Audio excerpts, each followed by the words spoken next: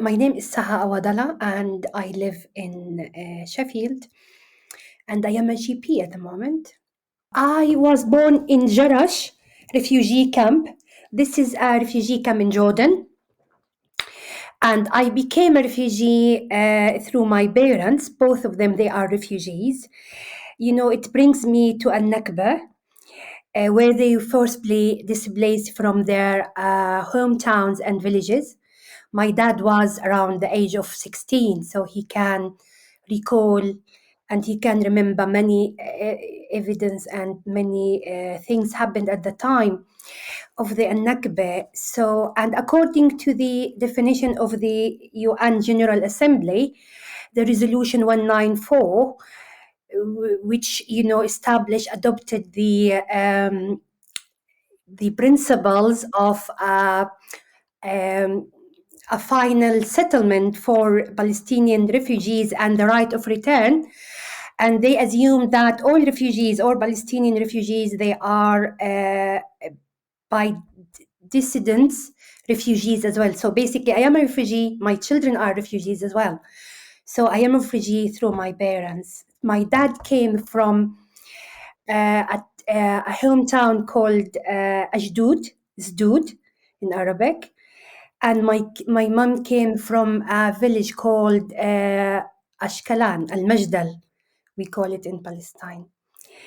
And of course, we were infiltrated with the love of Palestine since we were very young, and we were taught the right of return and to come back to Palestine and to love Palestine. This is how I became a refugee.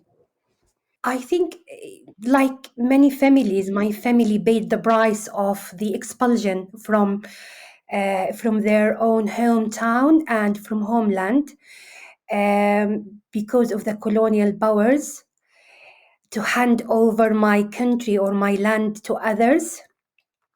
So basically, we lived in diaspora for years, for many years.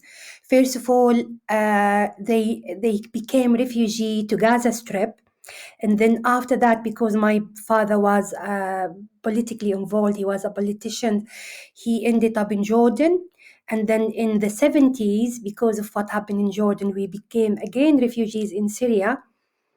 Again in Syria, we moved to Cyprus and to Tunisia. So basically, it's the impact on our life, impact not just on my family, the impact of many Palestinian families. It's the feeling of insecurity, injustice around the world about what happened to Palestinians. We always had, what I can remember, having our bags packed and ready to move from one country to another, having all our memories, our hope to return at some time, someday, to Palestine.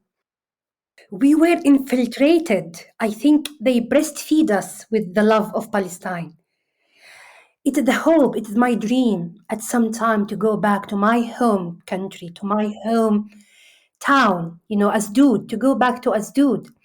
It brings me back to my dad's dreams, my dad's memories. When we lived in Syria, in every event we had, in every birthday we had, my dad always made sure that we always, when we toast or when we speak about something, in return, when we return home, we will do this and we will that. The memories, the collective memories of dad, of Asdod, of mom, of Al Majdal, these memories packed with living emotions, with very precious tears. I don't think yes, maybe I am settled in a way in Sheffield, but it's always the feeling of and the hope of going back someday to my home country. It makes me so angry. It makes me angry to see I have a permission. I need to have a permission to go back to visit my hometown, to visit my area, to visit my people, to visit Palestine before the 48. When Nakba happened, what happened? People heard of massacres everywhere in Palestine at the time. So people fled their houses, not taking any of their belongings, because they thought we are coming back. Even on the news, they said you can come back because the UN had a resolution for Palestinian refugees to go back. So my family, my dad's family, they walked along the beach, or the White Sea beach, because he lived in Ashdod. It lies on the sea. So they walked back to go back to their houses. They Israelis, at the time it wasn't Israelis, the Zionists, they started firing on them. So they escaped to Gaza. So my family, my dad's family, they made refugee in Gaza. At the time, my dad was around 16 years old, so he could understand what's going on. And he was telling us about all the memories, about what happened with the land he had, the house they had, all the good, the nice memories they had in Palestine, in their hometown. So at the time when we were, like when we start understand, what's going on, he was infusing us. He was giving us all the stories, giving us the stories, telling us about his memories, his childhood memories. First of all, my children they both were born in Gaza.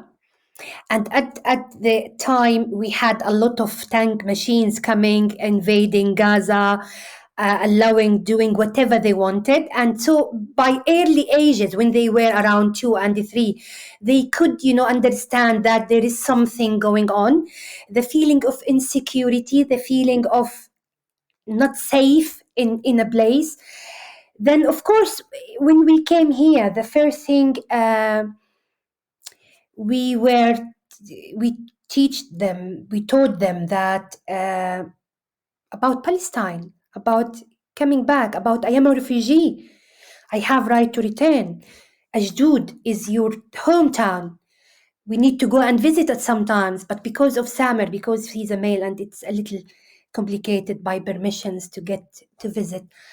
So since they were very young, children, we taught them about Palestine and about understanding the rights, what it means to be a Palestinian, what it means to be a refugee, how to go back, and what we need to do to stand against this criminal apartheid state. You know what I mean? So it's I think they've been aware of the cause and of the situation for a long time now. Of course, it's not the same when you are the generation of, because we didn't live with my family long enough.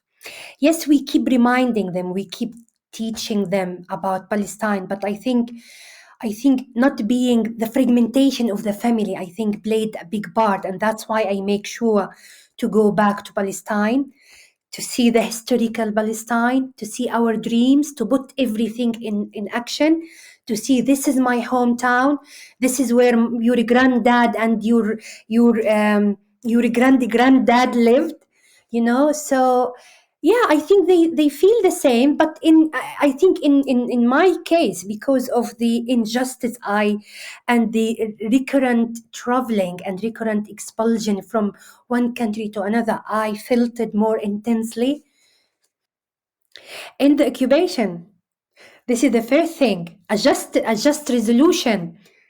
The international community should take accountability to put Israel to questioning, to implement the resolution of the UN. Do you want me to say something about the hypocrisy of the global community? Because I put something about Ukraine as well. I think in the last few weeks, I've been shocked time and again, realizing that the global community has been gaslighting us for years. For first time, I learned that despite everything happening in Palestine and what my people are experiencing, international law does exist. And sanctions, they can take a place. And some countries, trying to occupy another country, the people, they can say this is illegal by international law. For first time, I can hear Western leaders talking about injustice, talking about refugees, talking about invading another country, oppression. I am seeing now what I learned recently, that sanction can be used effectively and efficiently against oppressors and against aggressors. Sanction,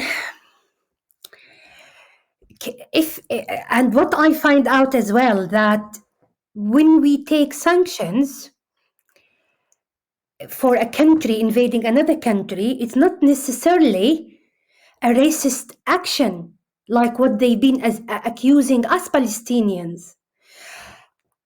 I don't think Palestinians, they like to feel like any people to be like refugees like us. We don't want this to happen. We don't want anybody to suffer the same and to struggle the same struggle we went through. But what we find out, the hypocrisy of the global community and the international community, and the double standard they've been dealing with us for years, and the way how they acted to the Ukrainian case. And again, this makes me very sad, and a lot of Palestinian people, they feel the same. We feel for our brothers and sisters in Ukraine, but at the same time, we can read now the double standard actions of the international community.